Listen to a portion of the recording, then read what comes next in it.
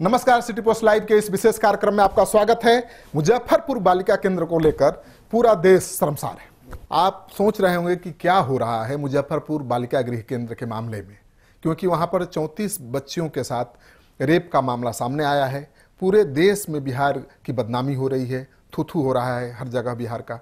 लेकिन जो राजनीति हो रही है उस प्रकरण को लेकर, क्या आपको लगता है उससे निदान निकलेगा? ये बच्चियां हमारी सेफ हो जाएंगी? बिल्कुल नहीं, क्योंकि उस घटना के जरिए अपने दुश्मनों को निपटाने की तैयारी चल रही है।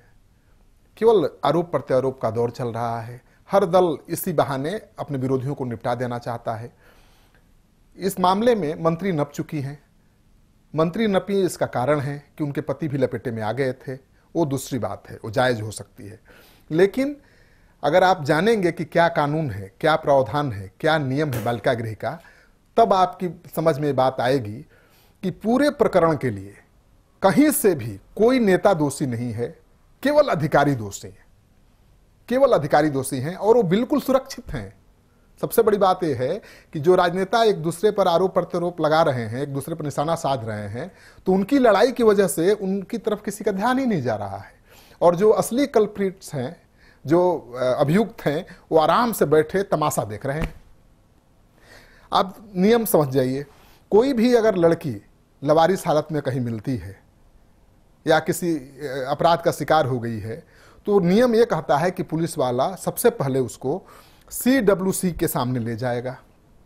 और CWD की ड्यूटी ये है, CWC की ड्यूटी ये है कि मेडिकल चेकअप कराए प्रॉपर डॉक्टरों की टीम बुलाकर, फिर इसके बाद मनोवैज्ञानिक को बुलाए और उसका प्रॉपर काउंसलिंग कराए। अगला कदम यह है कि उस लड़की के परिवार से संपर्क करे CWC कि भाई आपकी बेटी, आपकी बहन, आपकी बहू यहाँ मिली है, इस हालत में मिली है। तो अगर संभव हो तो उसे उसके घर पहुँचाए। अगर उसके घर वाले नहीं हैं, तब जाकर आपको बालिका गृह में या रिमांड होम में कहीं भी उसको रखना है। लेकिन क्या इस नियम प्रक्रिया का पालन होता है? बिल्कुल नहीं होता है। कुछ मामलों में होता होगा, लेकिन ज़्यादातर मामलों में होता ही नहीं है इस प्रक्रिया का पालन। कहीं भी एक दारोगा एक लड़की को लवारिस हालत में पकड़ता है तो सीधे लेकर हाथ पकड़ेगा और चल जाएगा बालिका गृह में और वहाँ के संचालक को सौंप देगा कि एक लड़की लवारिस मिली है, इसको रख लो। और उस लड़की के साथ क्या हुआ है बालिका गृह में आने के पहले, किस दौर से गुजरी है, किसी को पता नहीं है। कोई मेडिकल रिपोर्ट नहीं है। उसके परिवार से संपर्क करने की कोशिश भी नहीं की गई। उसका काउंसलिंग भी नहीं हुई। मनोवैज्ञानिक को बुला करके उसका काउंसलिंग होना चाहिए था, वो भी नहीं हुई। उसका परिवार का पता होना चाहिए था, वो भी नहीं है। और उस लड़की को बालिका गृह में रख दिया जाता है। और ऐसे ही बालिकाएं थीं मुजफ्फरपुर से या तमाम जिलों में जो भी बालिका गृह चल रहे हैं। इन बालिका गृह संचालकों का दोष ये है कि ये बड़े लालची हैं। ये ज़्यादा से ज़्यादा कमाई करना चाहते हैं।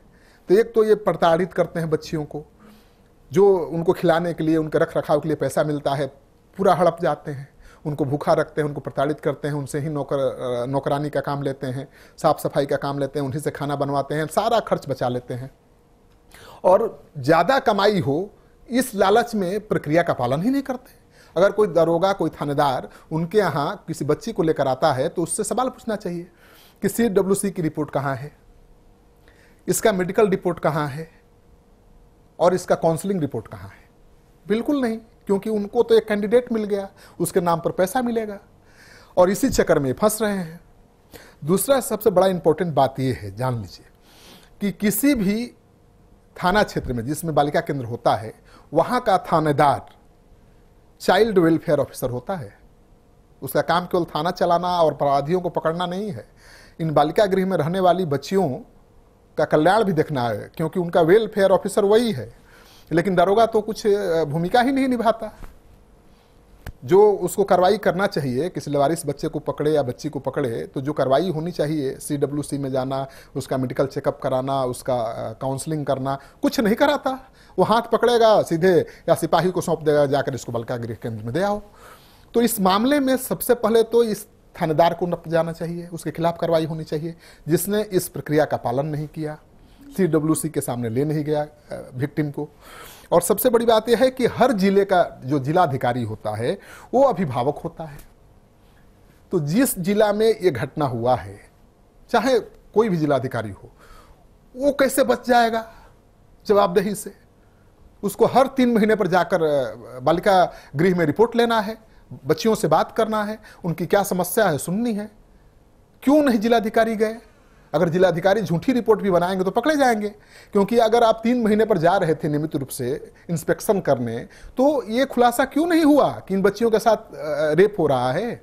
क्योंकि टीस की रिपोर्ट आती है, टीम आती है और 1-2 घंटे के रिपोर्टिंग में इतना बड़ा खुलासा कर देती है कि बच्चे प्रताड़ित हो रही हैं, बच्चियां, इनका यौन उत्पीड़न हो रहा है, और आप वहां के जिलाधिकारी हैं, हर 3 महीने पर आपको जाना है बच्चियों का हाल चाल लेने, और आपको पता ही नहीं चला, तो आप कैसे बचेंगे? तो मुझे लगता है कि थानेदार को इस मामले में जेल भेजना चाहिए सबसे पहले, जिस के इलाके में घटना हुई है, वहां के डीएम को जेल भेजना चाहिए, और ऊपर की बात करते हैं। इसके अलावा राज्य स्तर पर भी व्यवस्था है। राज्य स्तर पर एक कमेटी बनती है, उसका नाम है मानव व्यापार विरोधी समन्वय समिति। इसका काम है, इसमें 35 से ज़्यादा मेंबर होते हैं हर विभाग से जुड़े हुए। उसमें वेलफेयर के भी अफसर होते हैं, पुलिस के ऑफिसर भी होते हैं, हर विभाग से अनुभवी ऑफिसर होते हैं। उसका चेयरमैन चीफ सेक्रेटरी होता है। इनको भी 3 महीने पर मीटिंग करना है। क्या बताएंगे यहाँ के चीफ सेक्रेटरी जो भी रहे हैं कि उन्होंने 3 महीने पर साल में कितनी मीटिंग की है? जो हमारे पास सूचना है, आधिकारिक सूचना नहीं है, वो ये है कि 5 साल में केवल 1 मीटिंग हुई है।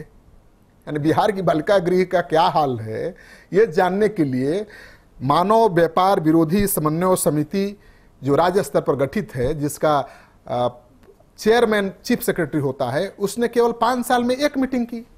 कैसे जान पाएगा हकीकत? 5 साल में कितनी पानी बह जाएगी, कितना पानी बह जाएगा, आप कैसे जानेंगे? तो जो काम 3 महीने पर करना है उसको आप 5 साल में कर रहे हैं। तो मुझे लगता है कि कैसे जिम्मेवारी से चीफ सेक्रेटरी रैंक के अधिकारी भी बच सकते हैं। और सबसे बड़ा कल्प्रिट तो समाज कल्याण विभाग का प्रधान सचिव है, क्योंकि कैसे उसने बिना जांच पड़ताल के एनजीओ को इतना बड़ा फंड दे दिया। किसी एनजीओ को आप 50 लाख, 60 लाख, 70 लाख साल में फंड दे रहे हैं। अब भाई आपको पता ही नहीं है कि उस एनजीओ का रिकॉर्ड क्या है, उस एनजीओ का संचालन करने वाला कैसा है, आपने कैसे दे दिया? अगर आपने दिया है तो बताइए किस आधार पर दिया है। सुप्रीम कोर्ट तो मांग रहा है, आप दे नहीं पा रहे हैं। तो मुझे लगता है कि जो राजनीति हो रही है उससे जो दोषी अधिकारी हैं, जो रियल कल्प्रिट्स हैं, वो बचे हुए हैं। वो मजा ले रहे हैं कि राजनेता एक दूसरे पर आरोप प्रत्यारोप लगा रहे हैं। नीतीश कुमार का इस्तीफा मांगा जा रहा है, मंत्रियों का इस्तीफा मांगा जा रहा है। सबसे हैरानी की बात यह है कि जिसने इस घटना को अंजाम देने में अहम भूमिका निभाई, जिसकी लापरवाही से एक घटना हुई है, दुर्घटना कहिए हुई है, वो बिल्कुल आराम से बैठा हुआ है। मुझे लगता है जनता समझ रही है अब इस बात को। अगर जनता को कानून की जानकारी नहीं है तो मैं बता रहा हूं कि कौन दोषी है। थानेदार दोषी है, सबसे बड़ा दोषी तो समाज कल्याण विभाग का प्रधान सचिव है और उसके नीचे के सारे अधिकारी हैं। दूसरा थानेदार दोषी है जिसके इलाके में घटना हुई है। तीसरा सबसे बड़ा जिम्मेवार है जिला अधिकारी, डीएम, उसको तो किसी हालत में नहीं बचना चाहिए। और 5वें स्तर पर चीफ सेक्रेटरी लेवल के अधिकारी से पूछताछ होनी चाहिए कि आप क्या कर रहे थे। और सबसे बड़ी बात है कि इन सब पर नजर रखने के लिए एक जुडिशरी का भी प्रावधान है, माने जुडिशरी को भी नजर रखना है, और उसके लिए राज्य विधिक प्राधिकार का गठन हुआ है, स्टेट लीगल अथॉरिटी, जिसका चेयरमैन एडिशनल जज होता है, डिस्ट्रिक्ट जज या डिस्ट्रिक्ट जज होता है। उनको भी 3 महीने पर जाके इंस्पेक्शन करना है। अब तो कोर्ट उनसे भी पूछेगा कि आप डिस्ट्रिक्ट जज हैं, एडिशनल जज हैं, आप राज्य विधिक प्राधिकार के चेयरमैन हैं, कितनी बार बालिका गृह केंद्र में गए बच्चियों के हाल जानने, और गए तो क्यों नहीं पकड़ पाए? तो मुझे लगता है कि जो भी दोषी हैं, अधिकारी दोषी हैं, कोई नेता इसके लिए जवाबदेह नहीं है और न दोषी है। और इसमें कार्रवाई होनी चाहिए तो अधिकारियों के खिलाफ होनी चाहिए। जिन जिलों में दुर्घटना हुई है, घटना हुई है बालिका गृह केंद्र में, वहां के डीएम को नपना चाहिए, उससे जेल जाना चाहिए, वहां के थानेदार को जेल जाना चाहिए, समाज कल्याण विभाग के तमाम अधिकारियों को जेल भेज देना चाहिए जिन्होंने बालिका गृह संचालन का काम सौंपा ऐसे घटिया लोगों को। आज बस इतना ही, आगे भी हम बहुत बड़े खुलासे करेंगे आपके सामने। आप इंतजार करिए। आपको हमारा ये कार्यक्रम अच्छा लगे तो इसको लाइक करिए, इसको शेयर करिए, हमारे YouTube चैनल को सब्सक्राइब करिए। आपका सहयोग और समर्थन मिल रहा है, इसके लिए बहुत बहुत धन्यवाद।